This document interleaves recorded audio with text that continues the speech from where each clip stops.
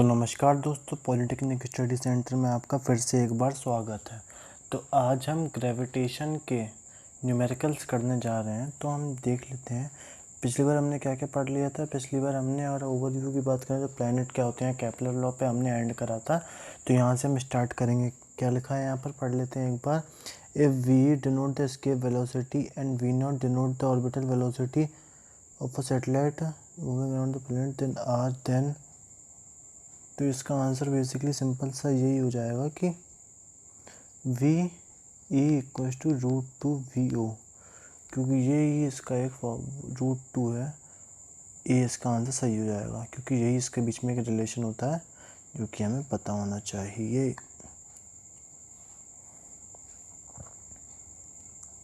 ठीक है, अगले क्वेश्चन की बात करें तो इसके velocity of a sphere of mass m,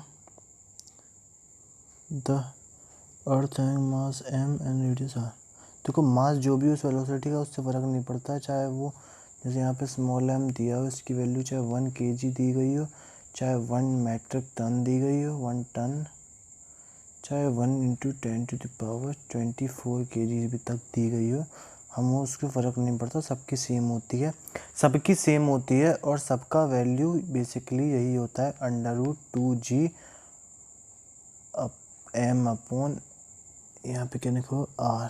ठीक है, माफ़ करना थोड़ा इसमें वो है जो ब्लर सा है हल्का सा। यहाँ पे अगला क्वेश्चन क्या कहता है, if v and vp denote the escape velocity from the earth and from another planet in the twice of the radius of the distance of the density of the earth will be, तो वो भी आधी हो जाएगी, तो ve vp की ही आधी हो जाएगी।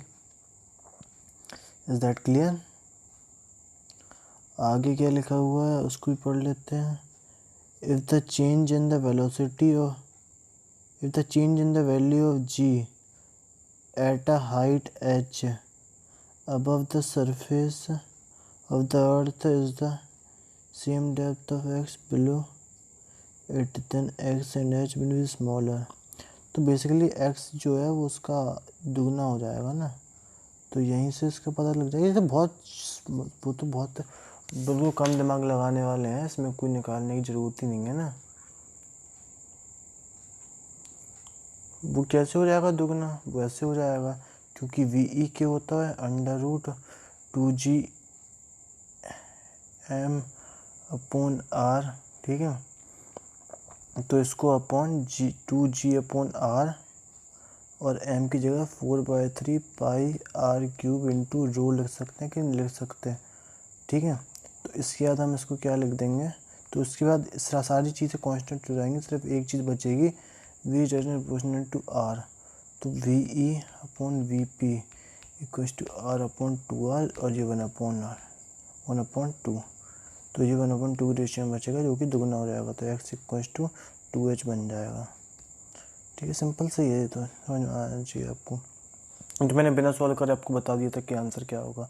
अगला 5वें क्वेश्चन पे आ जाते हैं जो आपको पता ही चल गया है। ठीक है, इसका 6वां क्वेश्चन क्या कहता है,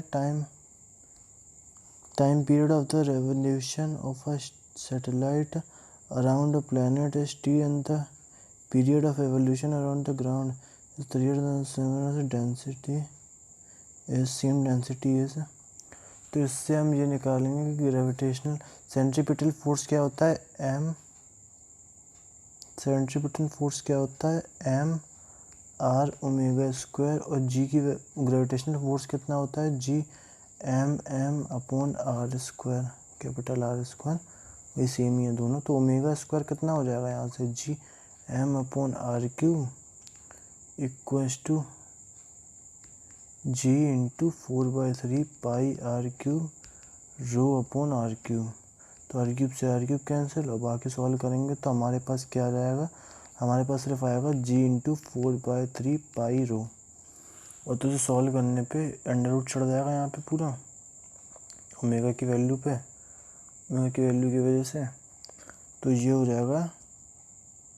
तो इससे हमें ये पता चलता है बेसिकली कि t does not depend on r, hence t remains unchanged. तो इस t की वैल्यू में कोई चेंज नहीं आएगा, तो जिससे जो t है वो t ही रहेगा। ठीक है, तो इस यहाँ से ए इसका सही आंसर हो जाएगा। इसके बाद आते हैं 7th क्वेश्चन पे। 7th क्वेश्चन क्या कहता है,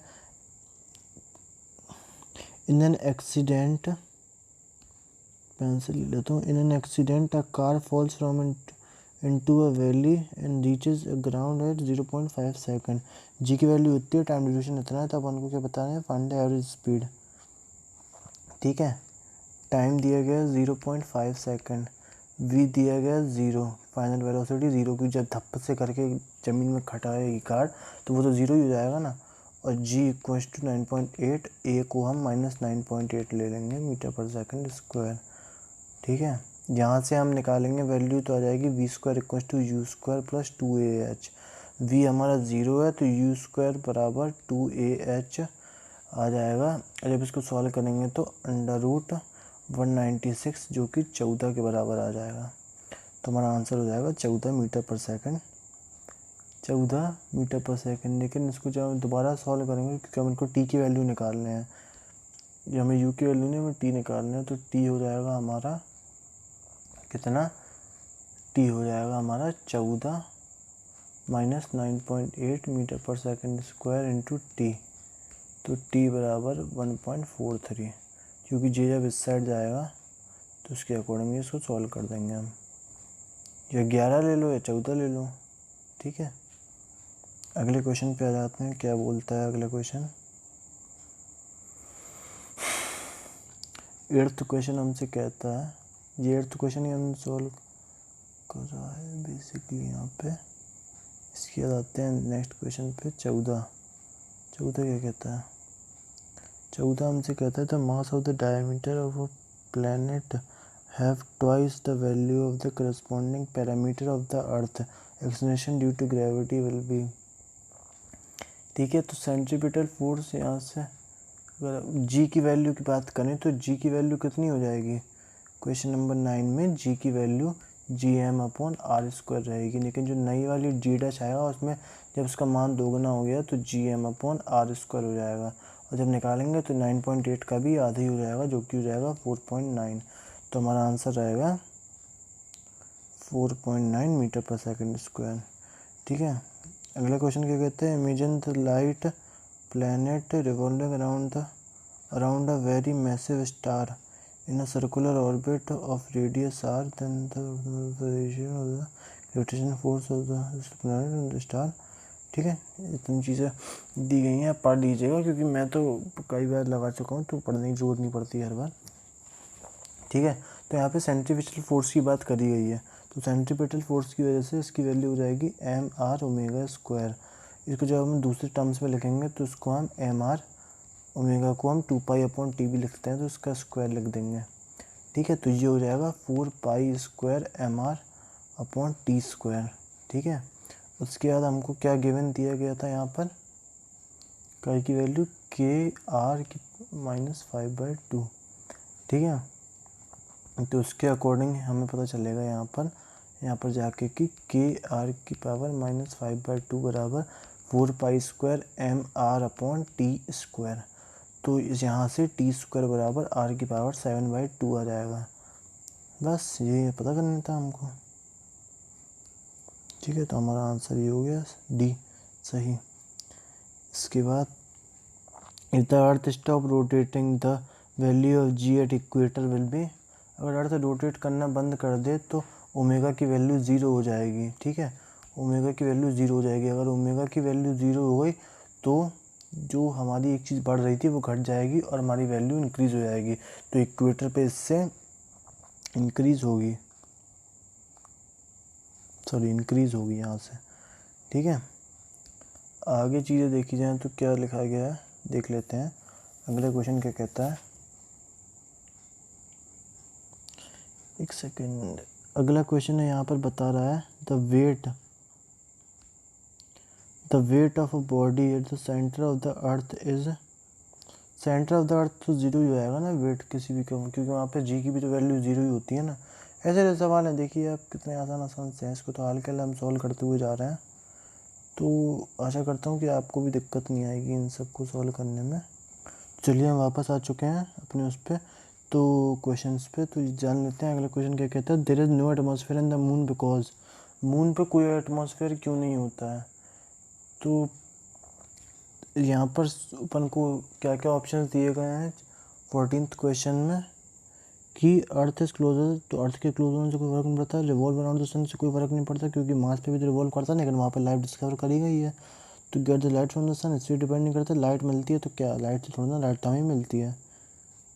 the escape velocity is the molecular small RMS velocity, ये सही है इसका, ठीक है। और जाते हैं अगले क्वेश्चंस पे। ज़्यादा टाइम इसलिए देते हैं क्योंकि ज़्यादा से ज़्यादा क्वेश्चन सॉल्व हो जाएं, क्योंकि अगर मैं एक ही भी टाइम देता रहूँगा तो अपन वही सॉल्व करने के चक्कर में हमारा पूरा टाइम निकल जाएगा और हमें ज़्यादा क्वेश्चन सॉल्व भी नहीं कर पाएंगे, क्योंकि बहुत से लोगों की शिकायत आ रही थी कि ज़्यादा से ज़्यादा क्वेश्चन सॉल्व कराए जाएँ, तो उसी वजह से हम ऐसा कर रहे हैं, ठीक है। The ratio of kinetic energy required to be given to the satellite to escape from the earth, the gravitational field to the kinetic energy maintaining the satellite in the circular orbit just above the earth's surface is। बहुत सारी बातें दी गई हैं, इसको हम तोड़ के लिखेंगे एक बात को। तो यहाँ पर लिखा गया है कि काइनेटिक एनर्जी की escape velocity, kinetic energy for escape velocity होती है half M V E square. तो ई वी ई कितना होता है स्केप वेलोसिटी का, तो इसको हम लिख देंगे half M two under root 2 GR होता है ना, 2 GRE, तो इसको हम लिख देंगे अंडर रूट 2 GRE, ठीक है। तो 2 से 2 कैंसिल, 2 mGRE हो जाएगी हमारी इसकी। तो kinetic energy of the moon हो जाएगी इसकी आधी, क्योंकि वहाँ पे half M V square minus सबसे वो चलेगा, तो ये भी आधी हो जाएगी, तो बचेगी क्या 2:1 में। तो सिंपल सी बात है, हमारा आंसर भी 2:1 ही हो जाएगा। क्योंकि अर्थ की उससे आधी होती है, क्योंकि वहाँ पे जितनी भी चीज़ें होती हैं हाफ हो जाती है। काइनेटिक एनर्जी मून के लिए कितनी है, मैं लिख के ही बता दूँ आपको एक बार, जिसकी समझ में नहीं आया तो उसके अकॉर्डिंग यहाँ पे कितना हो जाएगा, half M V O square बराबर हाफ एम आर जी हो जाएगा यहाँ पर। तो उसके बाद से एम आर जी अपॉन 2, तो ये ऐसे आया है, ठीक है। तो अब कोई दोबारा मत पूछना कैसे चीज़ें आई हुई हैं, ठीक है। अब आते हैं अगले क्वेश्चन पे। अगला क्वेश्चन क्या कहता है, यहाँ पर लिखा है if the earth is at 1/4 of the present distance from the sun then the duration of time will be. अगर उसके 1/4 पे आ जाए, तो जैसे कि हम लोग को केपलर के थर्ड लॉ में बताया गया था। एक मिनट ये क्या हो गया, जैसा कि हम लोगों को केपलर के थर्ड लॉ में पता है कि टी स्क्वायर आर क्यूब के डायरेक्टली सेमी मेजर एक्सेस के क्यूब के डायरेक्टली प्रोपोर्शनल होता है। तो ये T1 अपॉन T2 का whole square R1 upon R2 के क्यूब के बराबर होगा। तो इसके अकॉर्डिंग 1/4 का क्यूब हो जाएगा 1/64, तो जो कि 1/8 का होल स्क्वायर हो जाएगा फॉर एन एवरेज, क्योंकि अपन T1 और T2 की बात कर रहे हैं। तो इसको अपन T1 अपॉन T2 में ऐसे लिख लेंगे 1:8, ठीक है। तो हमारा आंसर यहाँ से कितना हो जाएगा 1:8। तो इससे क्या पता चलेगा हमको,